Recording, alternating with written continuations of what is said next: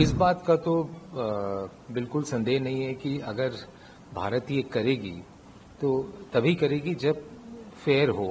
Tariff है वो जो 26% का है वो नीचे आएगा, भारत की इंडस्ट्री को अपॉर्चुनिटी मिलेगी वहाँ ऑपरेट करने के लिए। कुछ सेक्टर्स में, कुछ इंडस्ट्री में तकलीफ आएगी। एक तो इसमें भारत की सरकार ने, मिनिस्ट्री ऑफ कॉमर्स ने, बाकी मिनिस्ट्रीज ने भी बहुत समय लगाया समझने के लिए कि इंडस्ट्री के क्या कंसर्न्स हैं, क्या इश्यूज हैं, क्या अपॉर्चुनिटीज़ हैं, और हर एक इंडस्ट्री, हर एक सेक्टर, हर एक साइज़, बड़ी हो, मीडियम साइज हो, स्मॉल स्केल हो, तो उन्होंने काफ़ी समय लगाया समझने के लिए कि जो भारत की जो पोजीशनिंग है वो कैसे की जाए और क्या क्या इश्यूज हैं, क्या क्या कंसर्न्स हैं, उनको कैसे पोजीशन किया जाए। तो इस बात का तो बिल्कुल संदेह नहीं है कि अगर भारत ये करेगी तो तभी करेगी जब फेयर हो, भारत के हित में हो, यूएस के भी हित में हो, क्योंकि जब तक दोनों के हित में नहीं होगा तब तक वो डील होगी नहीं, ऐसा कोई कंपल्शन नहीं है।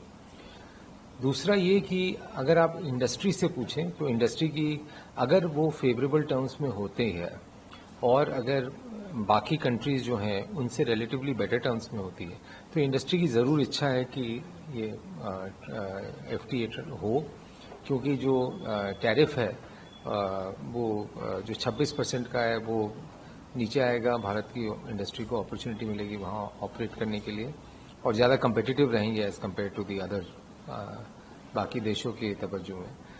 और फाइनली ये है कि जब किसी दो देशों का FTA होता है तो एक बड़ा संदेश जाता है सरकारों को भी और कंपनियों को भी कि दोनों सरकार साथ काम करने के लिए इच्छुक हैं, साथ काम करने के लिए तैयार हैं। सिर्फ टैरिफ का मुद्दा नहीं है, पर एक ये होता है कि दोनों को एक बड़ा पिक्चर, एक बड़ा स्ट्रेटेजिक विजन अचीव करना है। तो सर, अगर ये डील नहीं होती है क्या इंडस्ट्री इसके लिए तैयार है? हाँ, इंडस्ट्री तैयार है। ऐसा मतलब जरूर कुछ सेक्टर्स में, कुछ इंडस्ट्री में तकलीफ आएगी, बट इंडस्ट्री इस तरीके से नहीं करना चाहती जिसमें देश को नुकसान पहुंचे। मेरे को जो अंदाज़ा है कि जहां पे बाकी देशों का रेट कम है, सो अगर आप ऑटो कॉम्प देखें तो वहाँ मेक्सिको की जो ट्रीटी है उसमें ऑलमोस्ट 0% है। तो वो मेक्सिको की ट्रीटी में जो अगर 25% का गैप हो जाता है तो मेक्सिको से ज़्यादा कंपेटिटिव हो जाता है। तो इंडिया का सबसे ज़्यादा जो, अगर आप इसको देखें तो जो सबसे ज़्यादा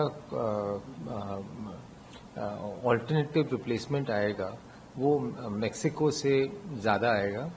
थोड़ा बहुत हो सकता है वियतनाम या कहीं से आए, उनको लेकर गारमेंट्स में या उसमें थोड़ा सा कंपटीशन हो सकता है क्योंकि वियतनाम पे 20% का है, बट उसके उन दोनों देशों से जो प्रोडक्ट्स आ सकते हैं और जो इंडिया से भी आते हैं वहाँ पे थोड़ा कंपेटिटिव इम्पैक्ट होगा। तो सर, अगर डील होती है तो हमें कितना फायदा दिख सकता है? नहीं, ये सब लंबा गेम है, इसको मतलब इमीडिएट ऐसा कोई फायदा नहीं है, ये लंबा गेम है। और इसमें एक चैलेंज ये भी है कि